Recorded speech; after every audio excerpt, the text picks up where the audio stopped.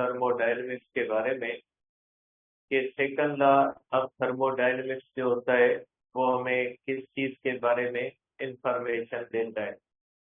तो उसके अंदर हमने ये बात पढ़ी थी कि कोई भी हीट इंजन जो होता है वो 100% इफिशिएंट नहीं हो सकता।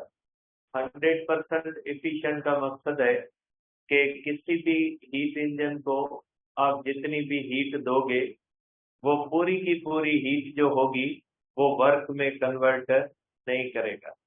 उसका कुछ न कुछ हिस्सा जो होगा वो वेस्ट हो जाएगा।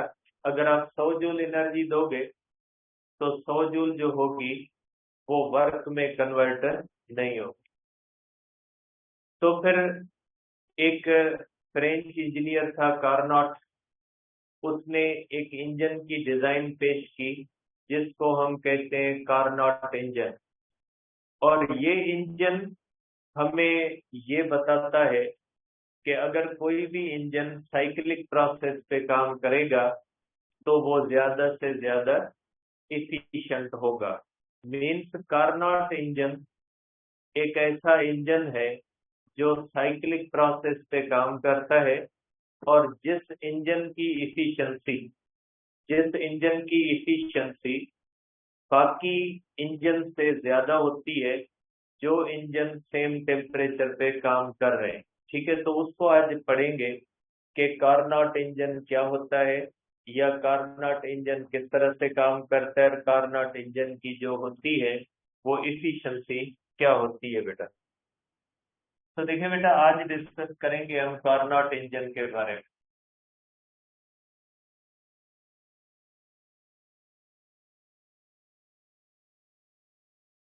देखिए बेटा, कार्नोट इंजन एक हाइपोथेटिकल इंजन है। बेटा ये एक हमारे पास जो इंजन है ये बेटा हाइपोथेटिकल इंजन, ये हाइपोथेटिकल इंजन है और वर्क्स इन साइकिल। बेटा ये साइक्लिक प्रोसेस पे काम करता है। ये हाइपोथेटिकल इंजन मीन्स प्रैक्टिकली ये बनना जो है वो आसान नहीं है। अब आप कहेंगे कि इसकी जो इफिशिएंसी होती है, efficiency of Carnot engine is more than efficiency of any other engine working on the same temperature range।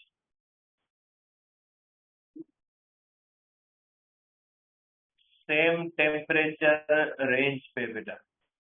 ठीक है, कि किसी भी अगर इंजन की कंपैरिजन की जाए कार्नोट इंजन से तो कार्नोट इंजन की इफिशिएंसी बाकी हर इंजन से ज्यादा होगी। ठीक है, क्योंकि आपको पता है इंजन जो होता है वो मखसूस टेम्परेचर के ऊपर काम करता है। जैसे उसका एक कोल्ड रिजर्वायर होता है और दूसरा हॉट रिजर्वायर होता है। जैसे अगर हमारे पास बात की जाए तो हमारे पास जो इंजन्स हैं इनका कोल्ड रिजर्वायर जो होता है वो एटमॉस्फेयर होता है और जो हॉट रिजर्वायर होता है वो जहाँ पे फ्यूल और डीजल और पेट्रोल बर्न होते हैं तो वो उसका हॉट रिजर्वायर होता है। तो हमेशा अगर आपके पास दो तीन इंजन हो, कॉमन इंजन हो और कार्नोट इंजन हो, तो कार्नोट इंजन की इफिशिएंसी बाकी इंजन की इफिशिएंसी से ज्यादा होगी। अब इसका जो है वो साइकिल क्या है बेटा, इसको हम कहते हैं कार्नोट साइकिल बेटा। कार्नोट साइकिल जो होता है कंसिस्ट, ठीक है, इसके अंदर एक होता है बेटा आइसोथर्मल। इसमें आइसोथर्मल एक्सपेंशन होती है बेटा। उसके बाद होती है, ये सीरीज में होते हैं बेटा, एडियाबेटिक एक्सपेंशन होती है उसके बाद जो होती है बेटा आइसोथर्मल कंप्रेशन होती है, आइसोथर्मल कंप्रेशन होती है बेटा, और उसके बाद होती है एडियाबेटिक कंप्रेशन होती है। इन 4 प्रोसेसेस पे ये काम करता है। अब हम ये देखेंगे कि ये साइकिल में कैसे काम करता है बेटा। तो देखिए बेटा, आपको पता है कि इंजन के अंदर सिलेंडर और पिस्टन होता है बेटा। सिलेंडर और पिस्टन ही क्या कहलाते हैं? यहाँ पे एक सिंपल इंजन हम कह ले तो ये जो हम सिलेंडर और पिस्टन ले रहे होते, ये आप इसको सिंपल इंजन कह सकते हैं, क्योंकि ये सिलेंडर और पिस्टन ही जो होते हैं ये हीट को किस में कन्वर्ट करते हैं? वर्क में। और इंजन का काम क्या होता है? इंजन का काम ही ये होता है कि वो गिवन हीट को किस में कन्वर्ट कर दे? वर्क में कन्वर्ट कर दे। अब सपोज करें बेटा कि हमारे पास इस तरह से एक बेटा, ये हमारे पास बेटा एक सिलेंडर है, ठीक है। ये हमारे पास आप कह लें कि एक सिलेंडर है बेटा,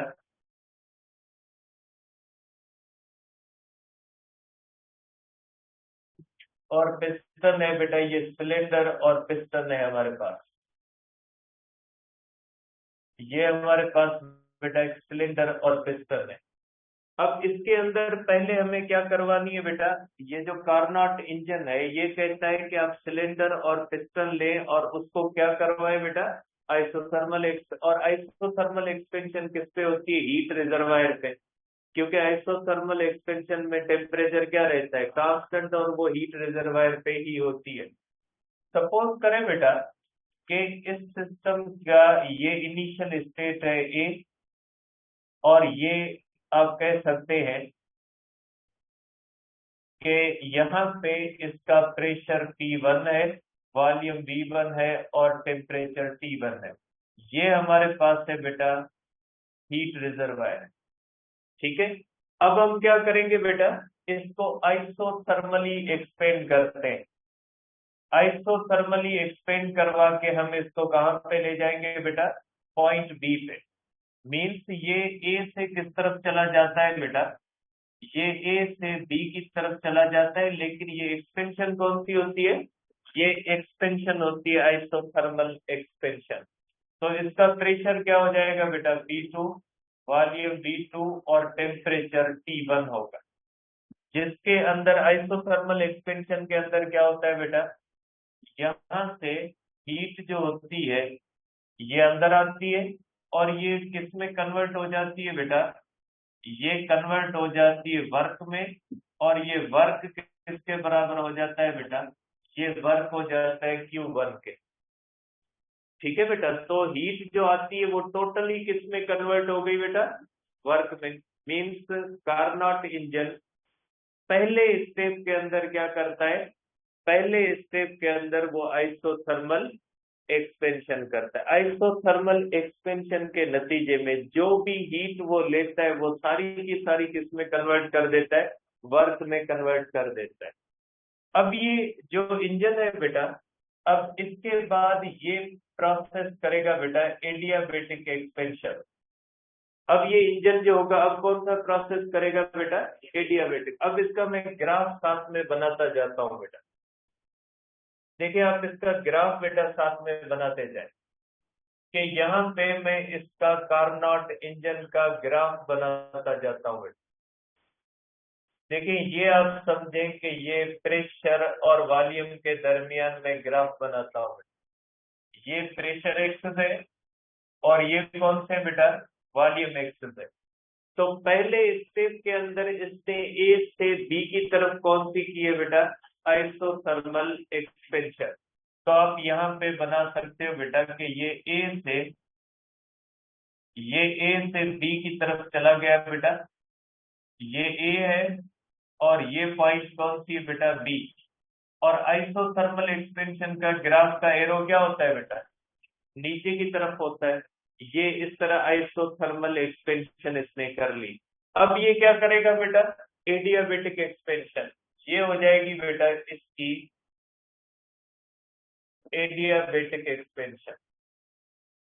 ये आप कह ले बेटा कि ये जो होगी ये हो जाएगी इसकी, अब इसके अंदर हो जाएगी बेटा एडियाबेटिक एक्सपेंशन।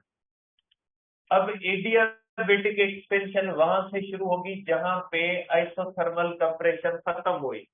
आइसोथर्मल कंप्रेशन किस पॉइंट पे खत्म हुई है बेटा? बी पे। बी से आगे क्या हो जाएगा?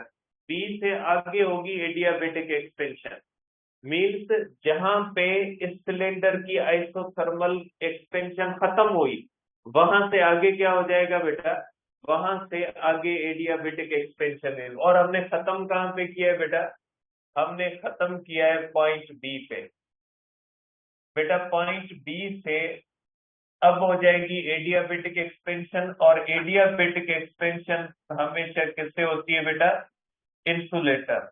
इंसुलेटर इसलिए होता है ताकि इसके बॉटम से हीट ना अंदर आए और ना ही हीट अंदर जाए। हीट को इन या आउट फ्लो करने से रोकने के लिए बॉटम के ऊपर क्या दिया जाता है? इंसुलेटर दिया जाता है। अब क्या होता है बेटा? अब ये जो सिस्टम होता है ये इसकी स्टेट है बेटा P2, B2 और कौन सी है बेटा? T1। अब ये B से किस तरफ चला जाएगा बेटा? ये B से चला जाएगा C पे बेटा। ये B से ऊपर चला जाएगा और ये कहां पे आ जाएगा बेटा? C पे। और ये एक्सपेंशन क्या हो जाएगी बेटा? ये एक्सपेंशन एडियाबेटिक होगी। तो आप इसके बारे में कहोगे बेटा कि प्रेशर इसका P3, वॉल्यूम कौन सा होगा? P3, और टेम्परेचर कौन सा हो जाएगा बेटा? T2 होगा। ठीक है, क्योंकि बेटा एडियाबेटिक एक्सपेंशन के अंदर प्रेशर भी चेंज होता है, वॉल्यूम भी चेंज होता है, और टेम्परेचर भी क्या हो जाएगा बेटा? चेंज। और गैस अंदर क्या हो जाएगी? ठंडी। क्योंकि ये एक्सपेंशन हुई है ना, इंटरनल एनर्जी क्या होगी? डिक्रीज। क्योंकि एडियाबेटिक एक्सपेंशन के अंदर इंटरनल एनर्जी क्या होती है बेटा? कम हो जाती है। ठीक है, तो आप कहोगे बेटा कि अब ये सिचुएशन आ गई। अब यहाँ पे भी इसने वर्क किया बेटा, लेकिन ये वर्क किसके बराबर है बेटा? चेंज ऑफ, क्योंकि चेंज नेगेटिव है। इंटरनल एनर्जी यहाँ पे क्या हो गई है बेटा? कम हो गई है, इसलिए मैंने इसको क्या लिखा है? माइनस डेल्टा यू लिखा है। और इसके अंदर बेटा क्यू जो होती है वो 0, क्योंकि इस सिस्टम के अंदर हीट ना आती है और ना ही जाती है। ठीक है, ये सिस्टम चला जाएगा बेटा बी से सी की तरफ। और ये कौन सी है बेटा? इसके नेम लिखते हैं बेटा। ये हमारे पास है बेटा आइसोथर्मल एक्सपेंशन, और ये हमारे पास कौन सी है बेटा? एडियाबेटिक, एडियाबेटिक एक्सपेंशन है बेटा। ठीक है, अब ये ग्राफ यहाँ पे आ जाएगा बेटा। ये ग्राफ इस तरह से आ जाएगा बेटा। ये किस तरफ आ जाएगा? बी से सी की। और हमने डिस्कस किया था बेटा कि आइसोथर्मल एक्सपेंशन का ग्राफ थोड़ा इस तरह से होता है और एडियाबेटिक का थोड़ा वर्टिकल होता है। तो ये कहाँ पे आ गया बेटा? बी से सी की तरफ आ गया। और ये कौन सी होती है बेटा? एडियाबेटिक एक्सपेंशन होती है। अब ये सिस्टम क्या करेगा बेटा? अब ये सिस्टम करेगा हमारे पास बेटा, अब ये सिस्टम करेगा एडिया आइसोथर्मल कंप्रेशन बेटा। अब ये सिस्टम हमारे पास करेगा बेटा ये इस तरह से आइसोथर्मल बेटा कंप्रेशन करेगा। और ये किस स्टेट के ऊपर हमें मिला है? अब ये बेटा सी स्टेट के ऊपर हमें मिला है। यहाँ पे सी स्टेट से अब क्या हो जाएगी बेटा? वापस कंप्रेशन शुरू होगी। ए से सी तक कौन सी हुई बेटा? एक्सपेंशन। और वो दो स्टेप्स में हुई। पहले स्टेप के अंदर क्या हुई? आइसोथर्मल, दूसरे के अंदर एडियाबेटिक। मैं आपको इसकी वीडियो भी दिखाता हूँ, प्रैक्टिकली कैसे होता है वो भी दिखाता हूँ। थोड़ा प्रोसेस आप माइंड में रख ले, थोड़ा समझ ले। तो बेटा ए से सी की तरफ एक्सपेंशन हुई, लेकिन ये एक्सपेंशन कितने स्टेप्स के अंदर हुई? 2 में। पहले स्टेप के अंदर आइसोथर्मल एक्सपेंशन, दूसरे स्टेप के अंदर एडियाबेटिक एक्सपेंशन। अब ये बेटा कंप्रेशन, क्योंकि साइक्लिक प्रोसेस के अंदर पहले हम ऊपर जाते हैं उसके बाद वापस अपनी पोजीशन पे आ जाते हैं। तो अब हम वापस अपनी पोजीशन पे आते हैं। हमने कहाँ से स्टार्ट किया बेटा? P3 V3 T2 से शुरू किया, ठीक है। अब ये वापस हम आ जाएंगे बेटा, सी से किस तरफ आ जाएंगे बेटा? सी से आ जाएंगे डी पे बेटा। और डी का अब क्या हो जाएगा बेटा? ये आइसोथर्मल है बेटा, ये आइसोथर्मल है। तो आइसोथर्मल के अंदर क्या हो जाएगा बेटा? आइसोथर्मल के अंदर यहाँ पे हीट बाहर आ जाएगी। जब कंप्रेशन होती है तो हीट क्या हो जाएगी बेटा? यहाँ से हीट बाहर आ जाएगी बेटा। इससे हीट जो होगी बेटा Q2 बाहर आ जाएगी, ठीक है। और ये यहाँ पे बेटा हीट रिजर्वायर है, और ये हमारे पास है आइसोथर्मल कंप्रेशन। बेटा ये आइसोथर्मल कंप्रेशन है। आइसोथर्मल कंप्रेशन जब होती है तो हीट क्या होती है बेटा? हीट यहाँ से बाहर आ जाती है। और यहाँ पे सिस्टम के ऊपर क्या होता है बेटा? ये सिस्टम के ऊपर ये वर्क होता है बेटा, और ये वर्क कौन सा होगा बेटा? निगेटिव वर्क होगा। और इंटरनल एनर्जी क्या होगी बेटा? ये किसके बराबर हो जाएगा? -Q2, क्योंकि वर्क भी निगेटिव होगा और जो बाहर हीट निकलेगी वो भी क्या होगी? निगेटिव। साइन कन्वेंशन हमने पढ़ी है ना बेटा। देखिए केमिस्ट्री के अंदर और फिजिक्स के अंदर फर्क क्यों है, आपको पता है उस बात का फर्क क्यों है? ठीक है, एक पॉइंट ध्यान में रख लें। जो केमिस्ट्री है ना, उसके अंदर हम कोई चीज पॉजिटिव है या निगेटिव है, वो हम लेते हैं चेंज ऑफ इंटरनल एनर्जी की बुनियाद पे। अगर जैसे work done on the system हम पॉजिटिव करते हैं ना केमिस्ट्री के अंदर, वो इसलिए करते हैं कि वर्क डन जब सिस्टम के ऊपर करते हैं तो एनर्जी सिस्टम के अंदर जाती है। तो जो एनर्जी जब सिस्टम के अंदर जाती है तो उसको वो पॉजिटिव मानते हैं। इसलिए work done on the system को वो क्या कहते हैं? पॉजिटिव। जबकि हम कहते हैं कि वर्क पॉजिटिव या निगेटिव जो होता है वो किस बुनियाद पे होता है? चेंज ऑफ वॉल्यूम की बुनियाद।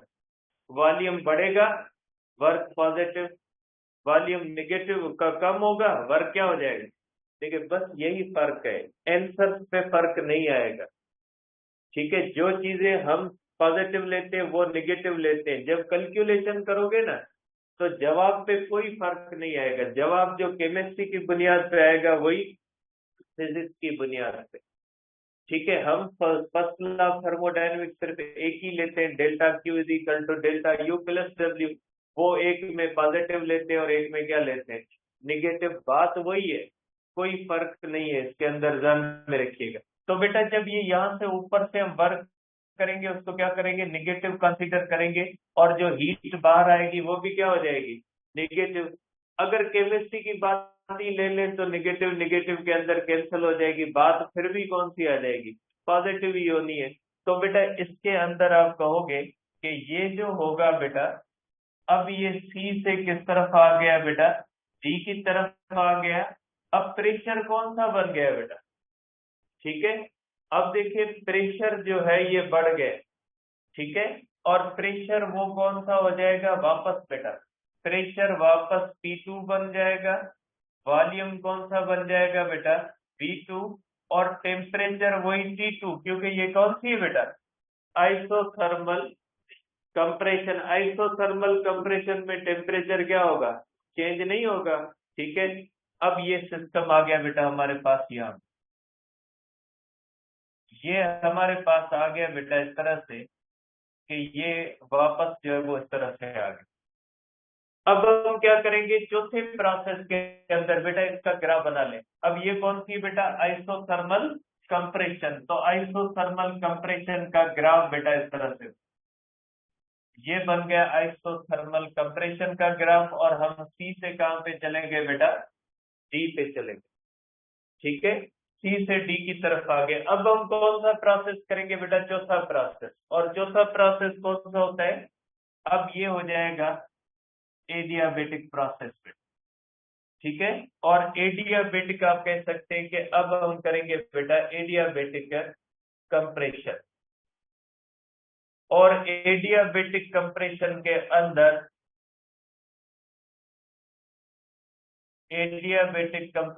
अंदर बेटा,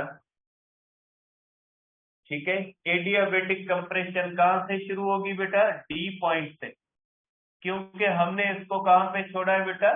हमने इसको डी पॉइंट पे छोड़ा है। तो डी पॉइंट से कौन सा आगे प्रोसेस शुरू होगा बेटा? डी पॉइंट से एडियाबेटिक कंप्रेशन शुरू होगा बेटा। और ये जो होगा, ये आप कह सकते हैं कि बेटा अब हम इसको फिर इंसुलेटर के ऊपर रखेंगे। ये बेटा इंसुलेटर होता है, और ये जो होगी ये कौन सी हो जाएगी बेटा? ये हो जाएगी एडियाबेटिक कंप्रेशन। ये एडियाबेटिक कंप्रेशन होती है, और कहां से शुरू होती है बेटा? V2 T2 से शुरू होती है, और ये कहां पे खत्म होती है बेटा?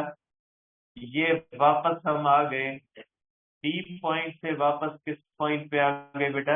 ए पॉइंट पे आ गए, और प्रेशर P1 बन गया, वॉल्यूम V बन गया, और टेम्परेचर T1 बन गया। ठीक है, तो जहां से हमने शुरू किया बेटा, 4 प्रोसेसेस को इस्तेमाल करके हम वापस जो है वो वहीं पे पहुंच गए। ये इस तरह से ए से शुरू हुए और वापस हम कहां पे पहुंच गए बेटा?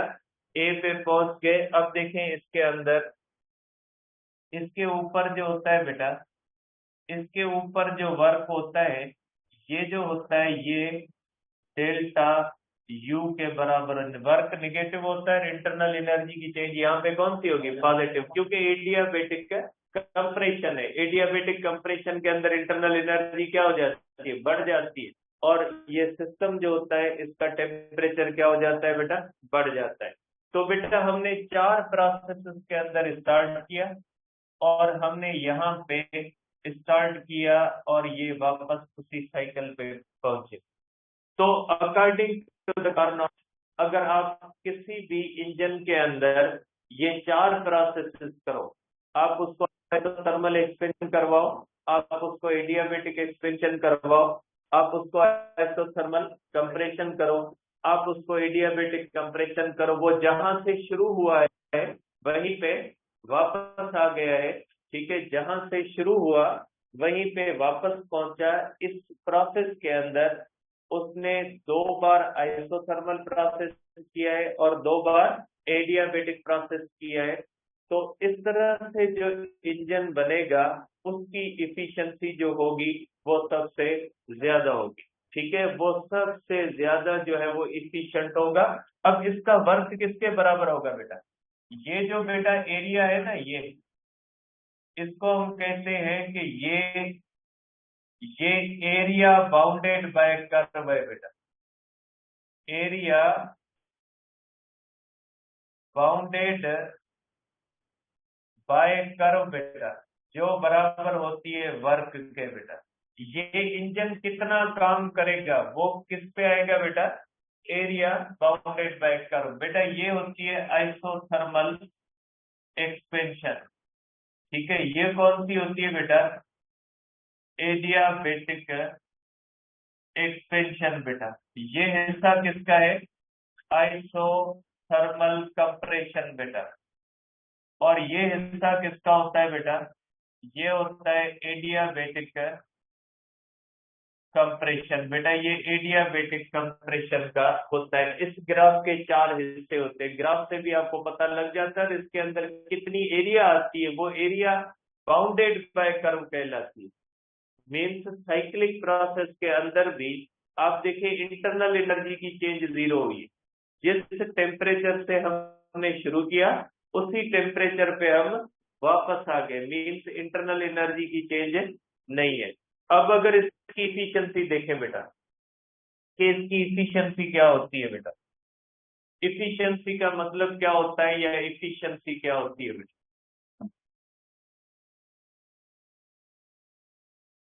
देखिए बेटा, इफिशियंसी का मतलब होता है, इफिशियंसी का मतलब है बेटा आउटपुट अपन क्या हो जाएगा बेटा? इनपुट हो जाएगा। ठीक है, और इन इंजन बेटा, इंजन के अंदर बेटा आउटपुट क्या होता है? आउटपुट हमें वर्क मिलता है बेटा।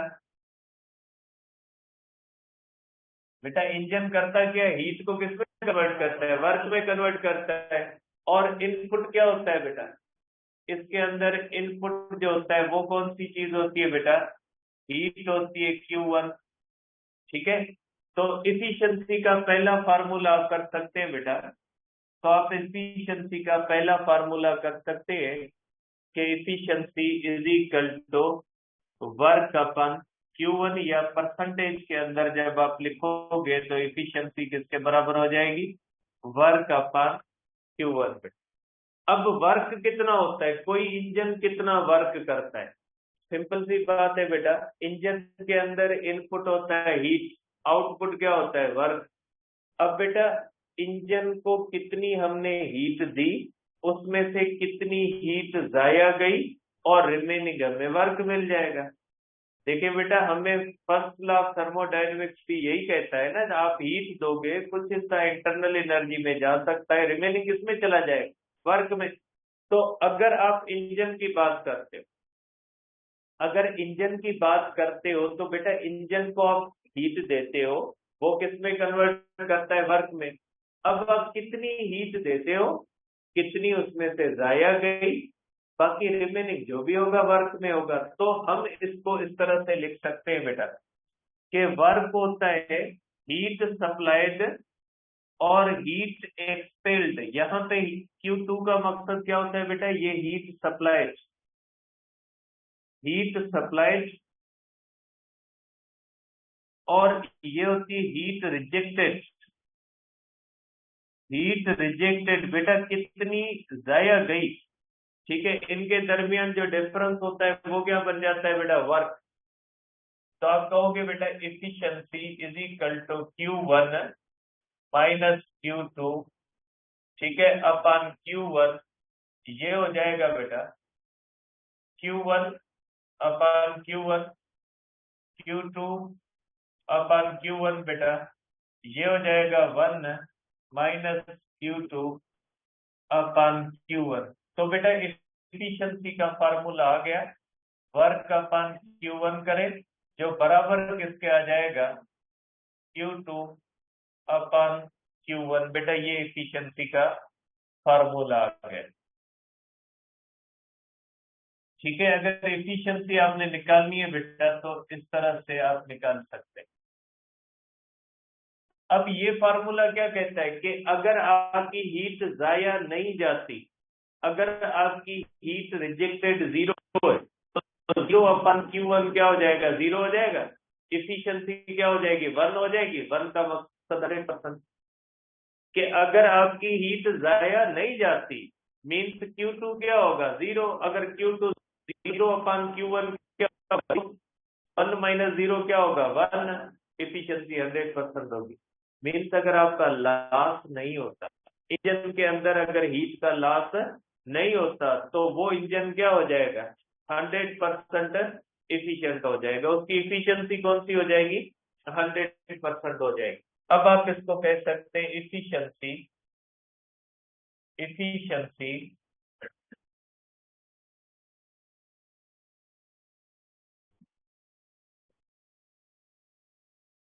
देखिए बेटा, आप इसको कर सकते हैं कि efficiency in terms of temperature,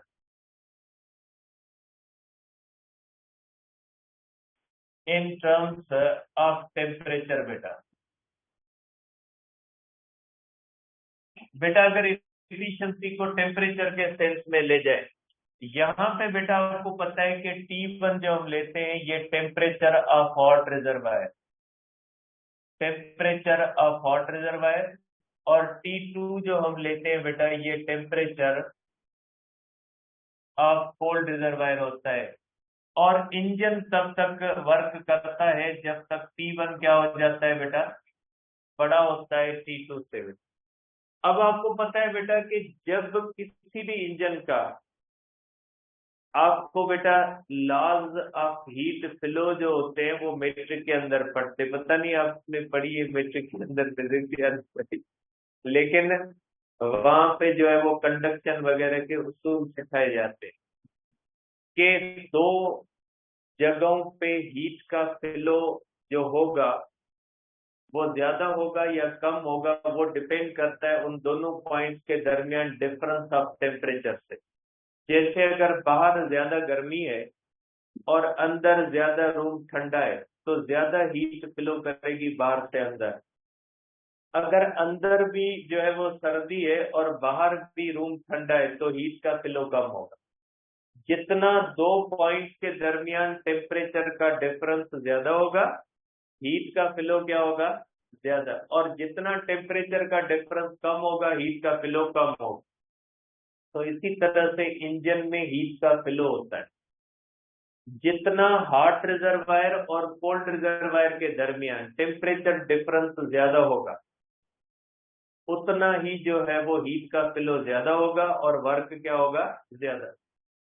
जैसे फॉर एग्जांपल एक इंजन है, उसका हॉट रिजर्वायर 1000 केल्विन पे है और कोल्ड रिजर्वायर 500 केल्विन पे है, तो डिफरेंस उनका है 500।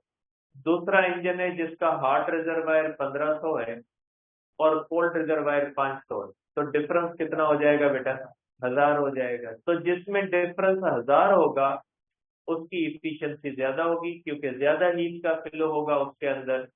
और जिसका डिफरेंस कम होगा उसके अंदर क्या हो जाएगा, कम हीट का फ्लो होगा और उसकी इफिशियंसी क्या हो जाएगी, कम हो जाएगी। तो बेटा देखें, हीट का जो फ्लो होता है, Q1 का जो फ्लो होता है, ये डिपेंड किस पे कर रहा है, टेम्परेचर पे। ज्यादा टेम्परेचर डिफरेंस होगा, ज्यादा हीट का फ्लो होगा।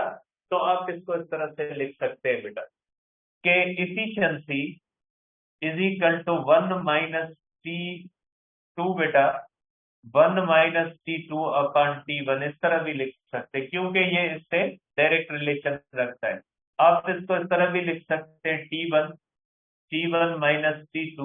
Is equal to ΔT/T1। तो इफिशियंसी को आप इस तरह भी लिख सकते हैं कि efficiency 1 - T2/T1 is equal to ΔT/T1। तो यहां से आप इसको टेम्परेचर के सेंस में भी इफिशियंसी को ले जा सकते हैं कि ये टेम्परेचर का डिफरेंस होता है। ठीक है। अब इसकी बुनियाद पे आप कह सकते हैं कि इफिशियंसी किस पे डिपेंड करती है बेटा। इफिशियंसी जो होती है, इफिशियंसी की पहली बात बेटा, efficiency of Carnot engine depends upon difference of temperature. ठीक है। अब देखिए बेटा, आप देखिए आपके पास एक इंजन है, एक इंजन वन है और दूसरा इंजन 2 है बेटा। ठीक है, मैं दो की डेटा लेता हूं बेटा कि इसका T1 है 1000 केल्विन और इसका T2 है 500 केल्विन। ΔT1 हो जाएगा 500 केल्विन, इसकी इफिशियंसी 1 होगी बेटा। अब इसका हो जाएगा बेटा T1 अगर 1500 केल्विन है और T2 is equal to 500 kelvin है, ΔT2 इज इक्वल टू बेटा 1000 केल्विन है, इसकी इफिशियंसी बेटा 2 होगी। आप कह सकते हैं कि इफिशियंसी जो 2 होगी वो ग्रेटर देन इफिशियंसी 1 होगी, बिकॉज ΔT जो है वो ग्रेटर देन है ΔT1 के। आप इसको इस सेंस में देख सकते हैं, जिसकी टेम्परेचर डिफरेंस ज्यादा होगा उसकी इफिशियंसी क्या हो जाएगी, ज्यादा। कैलकुलेट करके देख सकते हैं, फार्मूले के अंदर भले डाल के इसको देख लें। अब दूसरी बात बेटा कि if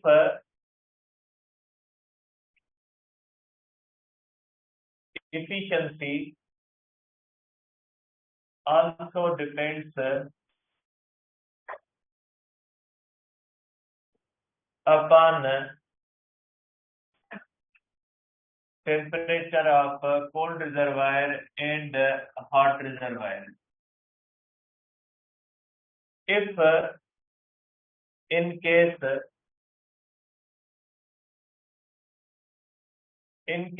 delta T of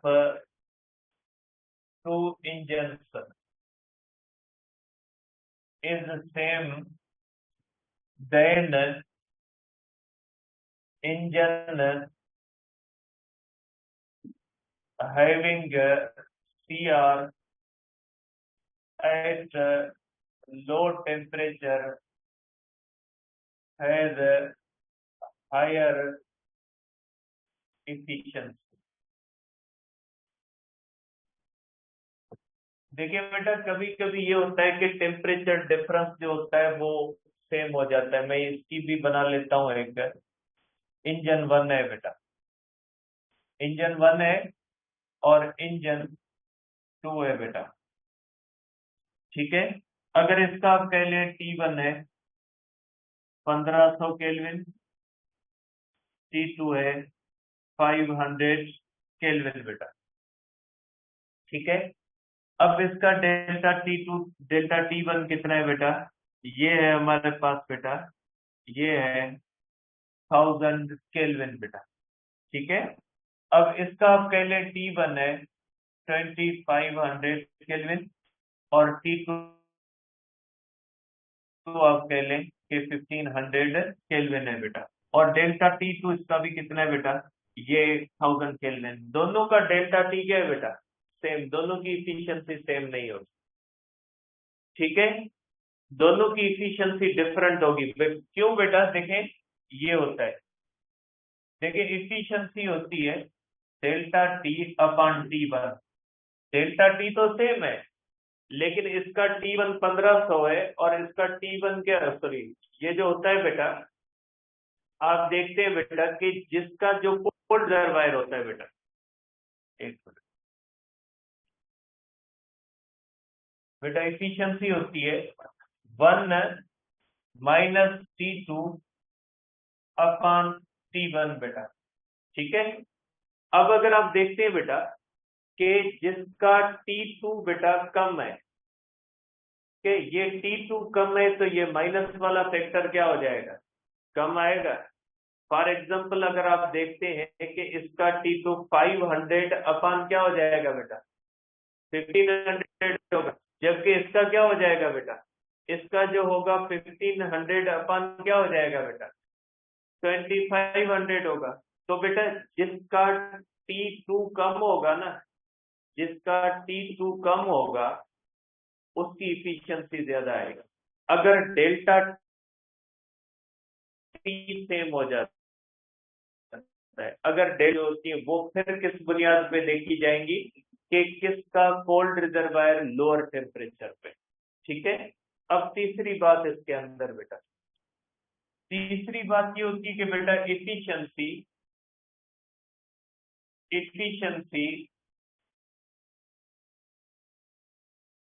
of Carnot engine becomes 100% when T2 is equal to 0 kelvin. जब कोल्ड रिजर्वायर का टेम्परेचर क्या बन जाए बेटा? Temperature of cold reservoir becomes 0 kelvin या एब्सोल्यूट 0 बेटा, एब्सोल्यूट 0 बन जाए तो इसकी इफिशियंसी क्या हो जाएगी बेटा? 100%। देखिए इफिशियंसी क्या होती है बेटा? 1 माइनस T2 अपॉन T1। अगर 1 minus 0 upon T1 is equal to 1 is equal to क्या हो जाएगा? 100%। ये तब होगा जब ये T2 कितना हो जाता है बेटा? 0 केल्विन। और प्रैक्टिकली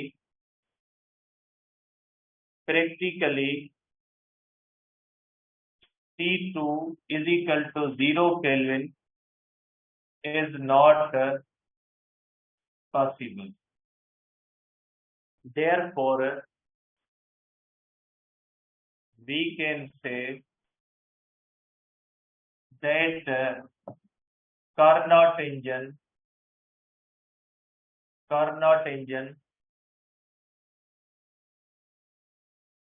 cannot be 100% efficient. ये भी 100% efficient नहीं हो सकता, क्योंकि जब तक टेम्परेचर 0 केल्विन नहीं होगा वो 100% एफिशिएंट नहीं होगा। ठीक है बेटा, अब इसकी मैं आपको प्रैक्टिकली दिखाता हूँ एक वीडियो, उसके अंदर हम देखते हैं कि ये किस तरह से काम करता है बेटा। ठीक है,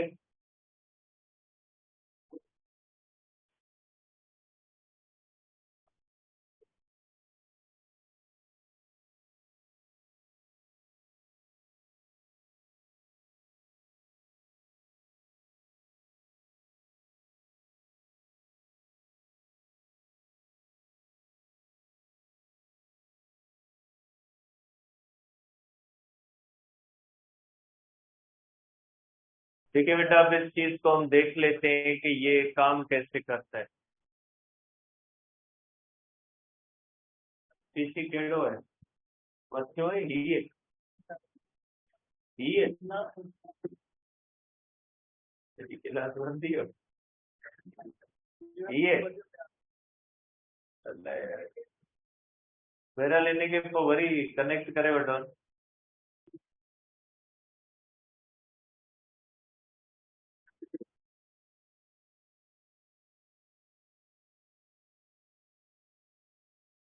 देखिए बेटा, इसके अंदर हम ये देखेंगे,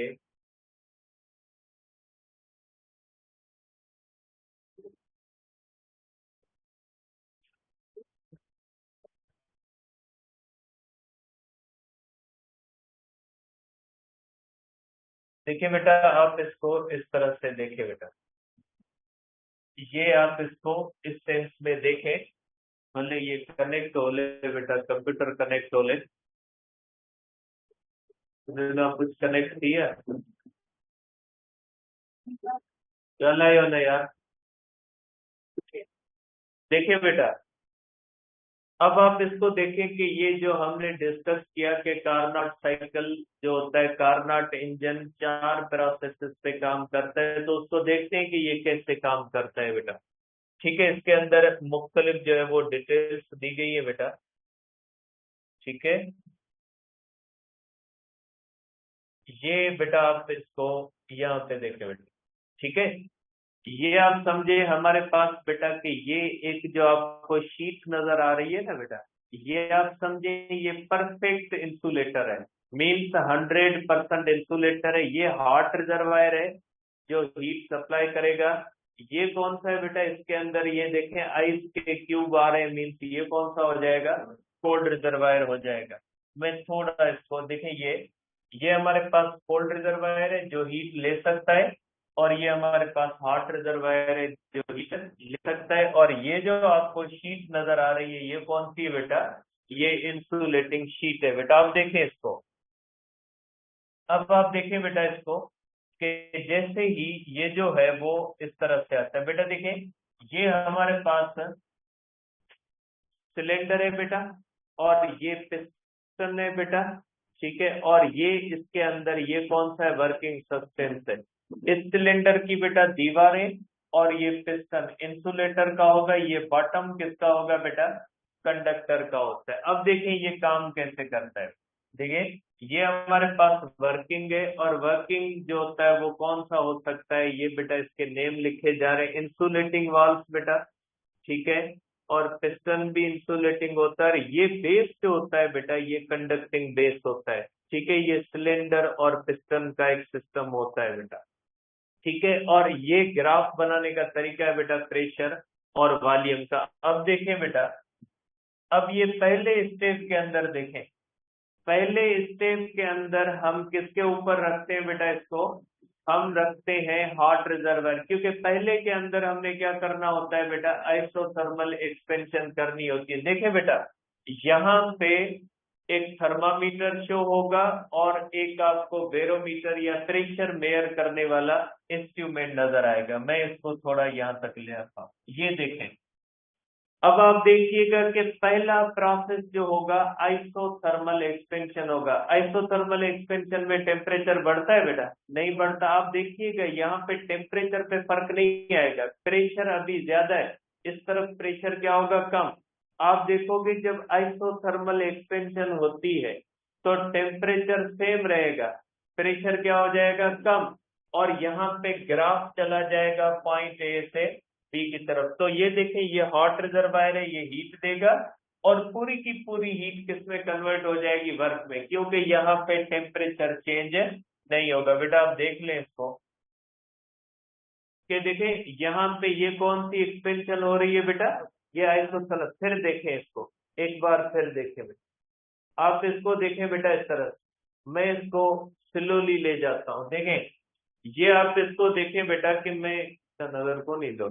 देखिए बेटा, आप इसको यहाँ से देखें, यहाँ पे मैं इसको स्लोली जो होता है बेटा, इसको इस तरह ले जाता हूँ। देखें, ये पहले मैं इनिशियल पोजीशन पे ले आया, अब देखें आप बेटा, स्लोली स्लोली मैं इसको ले जाता हूँ। आप इस तरफ देखिएगा बेटा, देखें, ये देखें एक्सपेंशन हो रही है, टेम्परेचर पे कोई फर्क नहीं आ रहा, प्रेशर क्या हो गया बेटा? कम हो गया। वापस देखें आप बेटा, आइसोथर्मल एक्सपेंशन हो रही है, यहाँ से हीट हो रही है, इसमें प्रेशर कम होगा, टेम्परेचर क्या होगा बेटा? टेम्परेचर जो होगा बेटा सेम रहता है। ये आइसोथर्मल एक्सपेंशन। और आइसोथर्मल एक्सपेंशन के अंदर ग्राफ कहाँ पे जाएगा बेटा? इस तरह से। अब आप इसको देखें बेटा स्टेप वाइज, अब आप इसको ध्यान से देखें। ये बेटा थर्मामीटर है, ये हमारे पास बेटा ये प्रेशर को मेयर करने और ग्राफ। देखिए आइसोथर्मल एक्सपेंशन हो रही है, प्रेशर कम हो गया, टेम्परेचर सेम रहा। वहां पे लाइन देखिएगा, वहां पे लाइन किस तरफ चली जाती है? ए से बी की तरफ जो ये आइसोथर्मल एक्सपेंशन है एट कांस्टेंट टेम्परेचर बेटा। और ये ए से किस तरफ चला गया? सिस्टम बी की तरफ चला गया। अब यही सिस्टम किस पे आ गया बेटा? ये इंसुलेटर पे आ गया। देखिए ये इंसुलेटर है, अब हीट इसमें न आएगी न जाएगी, क्योंकि दीवारें और पिस्टन तो पहले ही किसका है? इंसुलेटर। अब देखिएगा, टेम्परेचर कम हो जाएगा, प्रेशर भी कम हो जाएगा। अब देखिएगा इसको ध्यान से बेटा, देखिए अब ये और एक्सपेंशन हो रही है बेटा। ये देखिए एक्सपेंशन होगी, टेम्परेचर गिर गया बेटा और प्रेशर भी क्या हो गया? कम। और वो कहाँ पे चला गया बेटा? ये चला गया बी से चला जाएगा सी पे चला जाएगा, क्योंकि ये एक्सपेंशन है, लो एक्सचेंज ऑफ बेटा। ठीक है, आपको बी से सी देखेंगे कि ये एडियाबेटिक एक्सपेंशन है। अब ये किस तरफ चला गया बेटा? अब ये चला गया कोल्ड रिजर्वायर पे। मीन्स साइकिल में हम ए से बी की तरफ एक्सपेंशन में गए। अब हम वापस आएंगे कंप्रेशन।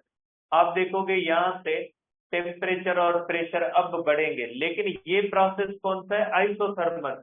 आइसोथर्मल के अंदर प्रेशर बढ़ेगा नहीं, जहां पे वहीं पे होगा, लेकिन प्रेशर क्या हो जाएगा? प्रेशर बढ़ जाएगा। आप देखेंगे बेटा कि इसके अंदर बेटा देखें, ये जो होती है बेटा ये कंप्रेशन होती है, टेम्परेचर नहीं बढ़ा बेटा, ठीक है, लेकिन प्रेशर क्या हो गया? बढ़ गया। मीन कंप्रेशन हुई और अब ग्राफ आ जाएगा इधर बेटा यहाँ पे। ठीक है, आप इसको देख सकते हैं बेटा, ये कौन सी? Isothermal compression at constant temperature बेटा। ठीक है, अब देखें इसको, अब ये फिर वापस आ गया और ये किस पे आ गया बेटा? इंसुलेटर पे आ गया। और इंसुलेटर पे अब ये कौन सी हो जाएगी? एडियाबेटिक। एडियाबेटिक एक्सपेंशन में टेम्परेचर वापस आ जाएगा और प्रेशर भी वापस अपनी जगह पे आ जाएगा और ग्राफ उसके ऊपर चला जाएगा। देखिए ये इस तरह से ये टेम्परेचर वापस आ गया, प्रेशर भी वापस आ गया बेटा, और ये हमारा साइकिल जो है ये क्या हो गया? ये हो गया कंप्लीट। ए से शुरू हुए हम और बी पे। अब देखिए सिलेंडर वही है कि पहले मैंने 4 बनाए थे, शायद आपके माइंड में हो कि कोई 4 अलग सिलेंडर। 4 नहीं है, वही सिलेंडर है। एक ही सिलेंडर जो होता है वो क्या करता है बेटा? चारों प्रोसेसेस करता है। अब देखें प्रैक्टिकली ये जो एक्सपेंशन और कंप्रेशन होती है ये वर्क में कैसे कन्वर्ट होती है? ठीक है, ये तो आपने यहाँ पे इसको पिस्टन को अप या डाउन मूव कर। अब प्रैक्टिकली ये वर्क में कैसे कन्वर्ट होती है आप देखें कि ये देखें पिस्टन है ना, इसको कनेक्ट किया जाता है बाहर व्हील्स के साथ। ये पिस्टन इस तरह से अप एंड डाउन करता है, उससे व्हील क्या होते हैं, गाड़ी के व्हील जो होते हैं वो क्या करते हैं, मूव करते हैं। प्रैक्टिकली देखिएगा कि ये प्रैक्टिकली कैसे वर्क में कन्वर्ट। आप देखें ये piston up and down move कर रहे हैं, नतीजे में ये क्या हो रहा है, ये यहाँ पे आपकी हीट एनर्जी जो है ये किस में जा रही है, वर्क में जा रही है।